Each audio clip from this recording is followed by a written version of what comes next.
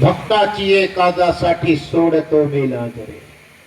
काय भक्ताच्या भक्तीमध्ये ताकद असेल विचार करा. भक्ताची एकादासाठी, साधूची प्रेमासाठी सोडतो मी लाजरे. काय करतो भगवंत आपल्या आवडत्या भक्तासाठी? धुतो अर्जुनाचे घोडे, सदा रागी मागे पुढे, घाली अंगणात सडे, बांधून या मांजरे. आणि भक्ताची एकादासाठी, साधूची प्रेमासाठी सोडतो मी लाजरे. एवढ्या मोठ्या विश्वाच्या नियम त्याला भक्तांनी आपल्या भक्तीमध्ये वश करून जागेवर बसवला, असा त्याचा अर्थ आहे. बसला म्हणजे लगेच पालखट मांडून नाही बसला तो, बस म्हणे खाली, बरोबर त्याला बसवला. म्हणे आता काय करतो? मी तर बसलो, आता मी तुझ्या मांडीत बसतो म्हणे. अरे बाप्पा, कुठपर्यंत? 11 ते 5 पवित्रास तेजस विद्यालय. आता एकदा बसलो का उठतच नाही म्हणे. ऐसी जगह पर बैठ जैसे कोई न बोले. त्याचा शब्दशः अर्थ घेऊ नये. ध्रुव बाळ विष्णू भगवंताच्या मांडीवर बसला, याचा अर्थ ध्रुव बाळाला अढळ पदावर नेऊन बसवलं, जेथून तो ढळू शकणार नाही. आजही ध्रुव अढळपदी नेऊन बैसविला. अच्युत महाराजांची ओवी आहे.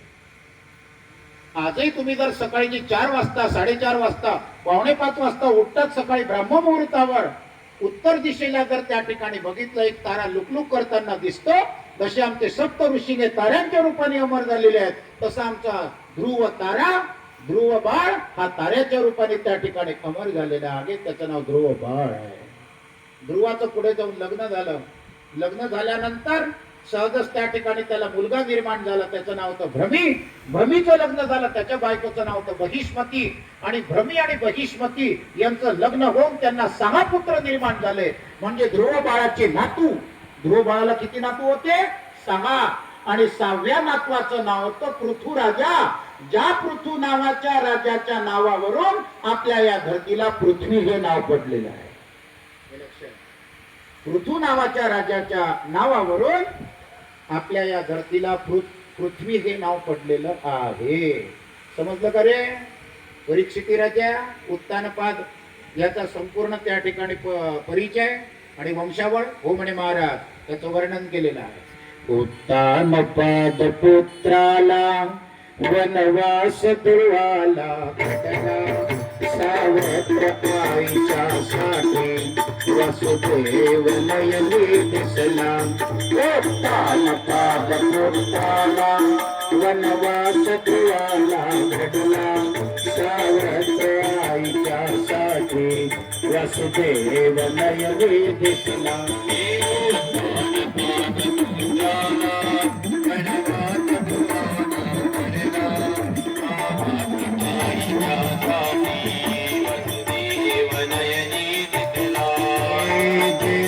कोणी ढकलू शकेना पद ऐसे मिळवावे ते.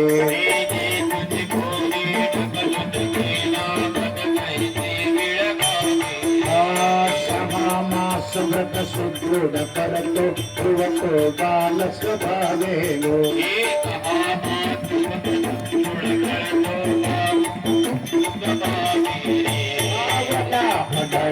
योगी निष्काम चित्त श्रीरंगी.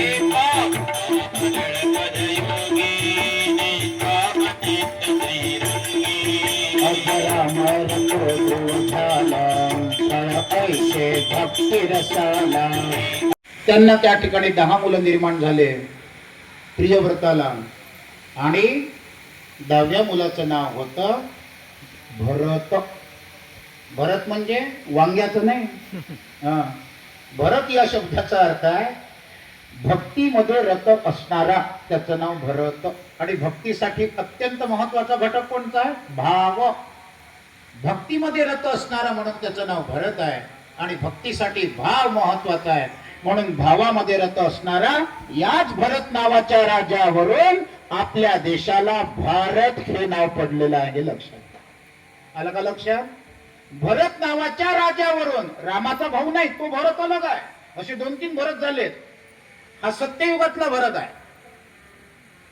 तो त्रेतायुगातला भरत होता, रामाचा भाऊ. राम, लक्ष्मण, भरत, शत्रुघ्न, तो भरत अलग आहे. हा भरत अलग आहे. आपल्या देशाला भारत हे नाव नव्हतं. हे लक्षात घ्या. आपल्या देशाचं नाव होतं अजनाब खंड. काय नाव होतं? अजनाब खंड. भरत नावाचा राजा निर्माण झाला. त्यांनी तपश्चर्या केली आणि त्याच्या नावावरून आपल्या देशाला भारत हे नाव पडलं. पृथू नावाच्या राजावरून आपल्या धरतीला पृथ्वी हे नाव पडलं. इतक्या बारीक याच्यात कोणी शिरत नाही म्हणून भागवत सांगायला वेळ लागतो. हे लक्षात घ्या. त्याच्यात आजचा दिवस आहे मोठा. करता करता करता करता भरत राजा म्हातारपण आलं. म्हातारपण म्हणजे साधारण काय 55-60 वर्षाचा झाला. 60 म्हणजे म्हातारा समजला जातो. सगळी प्रॉपर्टी आपल्या मुलाच्या नावावर करून दिली आणि भरत राजा गंडकी नदीच्या तटाकावर येऊन बसला. गंडकी नदी कुठे आहे? इथे आहे का? नागनाल्यापाशी. हा, उत्तर प्रदेश मध्ये त्या ठिकाणी गंडकी नदी.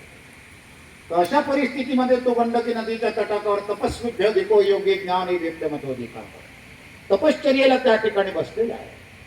योगायोगाने त्या ठिकाणी तिकडून एक भयग्रसित अशी हरिणी, जी गर्भार हरिण आहे, जिच्या पोटामध्ये पिल्लू आहे, ती धावत आली. तिच्या मागे सिंह लागलेला आहे.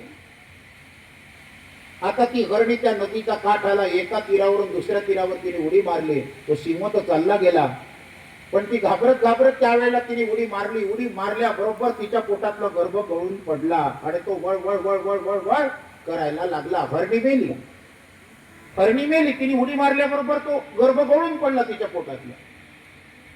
इकडे भरत राजाने आपलं ध्यान सोडलं, उठला आणि त्या हरणाच्या पिल्ल्याला जवळ घेतलं. त्याचा लाड करायला लागला. हरणीचं पिल्लू म्हणून गोड असते पाहायला. तर अशा परिस्थितीमध्ये ज्या वेळेला त्याला धुतलं वगैरे आणि त्याला पाला पाचोळा, भरत राजा तो ध्यानालाही जरी बसला तरी त्याला बाजूला बसवे असा.